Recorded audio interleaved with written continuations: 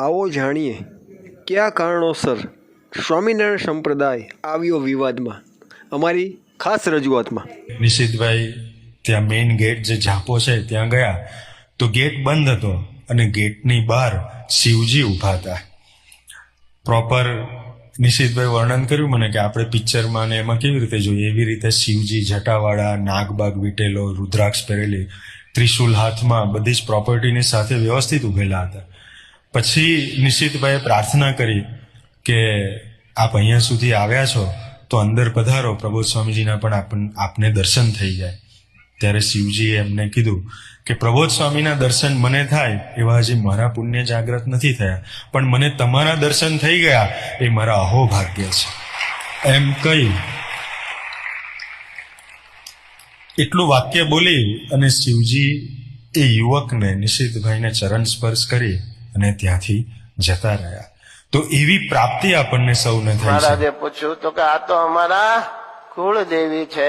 એટલે મહારાજે કપડા ભીના હતા ને એ રંગ નિસવીને માતાજી ઉપર છાંટ્યો કે હવે તમારા કુળદેવીને સત્સંગી કર્યા અમે. હવે આ સ્વામી એક ધારો છોટી ગયો છે. સ્પેશિયલ રિપોર્ટ ગૌરાંગ વાજા, ગુજરાત ન્યૂઝ, અમદાવાદ. તો કુળદેવીને ભૂલી જવા જોઈએ, કુળદેવીને મૂકી દેવા જોઈએ, કુળદેવીને પછી કુળદેવી ન કરવાનું હોય.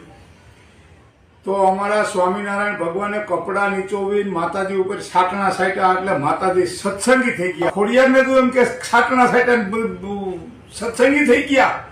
સાત એક નાગ કન્યા છે, પાતાળમાંથી નાગ કન્યા છે, પાતાળ લોકની માં છે, જે શેષ નાગ છે, તક્ષક નાગ, આવા નાગોની ઈ પુત્રી છે. અને આ એમ કહે છે કે માતાજીને છાટણા સાટ્યા માં સત્સંગી થઈ ગયા. आज हम अपनी इस आचार्य पीठ से यह बहुत नम्र आग्रह कर रहे हैं स्वामी नारायण संप्रदाय वालों ने यह जो सारंगपुर में या कहां कहां हमारे देवी देवताओं का अपमान किया है, उनमें जिन लोगों ने किया है हम उनके लिए कह रहे हैं, जिन्होंने किया है. और ये सब पर लागू होगा, ये सब पर लागू होगा. किसी को भी किसी के संप्रदाय की निंदा नहीं करना चाहिए, उनके देवी देवताओं का अपमान नहीं करना चाहिए. आपके गुरु आपके लिए भगवान हो सकते हैं, लेकिन हमारे भगवान के लिए वो गुरु नहीं हो सकते. स्वामी नारायण महाराज ने, आप बैठे हैं, आप पूछ लीजिए इन लोगों से, स्वयं लक्ष्मी नारायण भगवान की स्थापना की बड़ताल में. स्वामी વીરપુર પધારેલા. વીરપુર કોનું? જલારામનું વીરપુર. જલારામ બાપાનો ઇતિહાસ સ્વામિનારાયણ ભગવાનના સંત ગુણાતીતાનંદ સ્વામીને જોડાયેલો છે. જલારામ બાપા જુનાગઢમાં સ્વામિનારાયણ મંદિરમાં ઘણું રહ્યા અને ઘણી સેવા કરી. સ્વામીએ બહુ હેત. સ્વામી ત્યાં પધાર્યા, એની જગ્યામાં બેસાડ્યા. સ્વામી બહુ રાજી થયા. જલા ભગતે સ્વામીની પાસે આશીર્વાદ માંગ્યા કે સ્વામી, મારો એકમાત્ર લક્ષ્ય કે ઈચ્છા છે કે અહીંયા કાયમને માટે સદાવ્રત ચાલે અને જે કોઈ આવે એ બધાને અહીંયા પ્રસાદ મળે, ભોજન મળે, એવી મારી ઈચ્છા અને એવો મારો સંકલ્પ છે. ગુણાતીતાનંદ સ્વામી કે બહુ સારું, તો પેલા અમને તો જમાડો.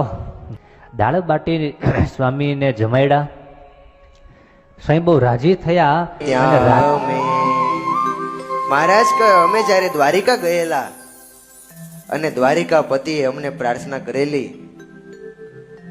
કે જો આપ કોઈ મોટું ધામ બનાવો, મોટું વિશાળ મંદિર બનાવો, તો મારી ઈચ્છા છે કે ત્યાં આવીને અમારે નિવાસ કરવો છે.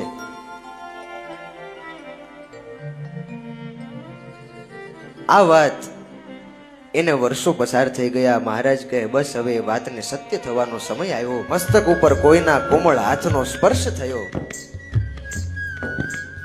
આંખ ખોલીને જોવે ત્યાં તો સ્વયં દ્વારિકાધીશ એ સચ્ચિદાનંદ સ્વામીની આગળ પ્રગટ થઈ ગયેલા. ચિંતા ન કરો, એક સ્વરૂપે હું તમારી સાથે આવીશ. એવી રીતે દ્વારિકાધીશ વડતાલ આવવા માટે સ્વામીની સાથે નીકળ્યા છે. દ્વારકામાં દ્વારકાધીશ ઉપર સવાલ કરો છો, કે ત્યાં નથી, દ્વારકાધીશને તમારે દર્શન કરવા હોય તો તમારે વડતાલમાં આવવું પડે. કઈ પ્રકારની માનસિકતા? હવે એ નવી વાર્તાની અંદર તમે એમ કહો છો કે તમારે દ્વારકાધીશના દર્શન કરવા હોય તો વડતાલ આવવું પડે. આ સ્થિતિ પરિસ્થિતિ કેવી રીતના સમજી શકાશે? આપણા દેશની અંદર શું હજી આક્રાંતાઓ ઓછા છે કે તમે આ પ્રકારની વાત યાત્રાળુઓ પર થોપો છો, જે દર્શનાર્થીઓ પર થોપો છો? આ બેવકૂફી વાતો જે છે આવી બધી ન કરાય. હા, વડતાલ આવો, નારાયણના દર્શન કરો, દેવના દર્શન કરો, એ વાત સત્ય છે, પણ દ્વારકામાં દ્વારકાધીશ છે એ અચલ છે. દ્વારકામાંથી દ્વારકાધીશ કોઈ દિવસ આદિકાળ હતા અને રહેશે પણ.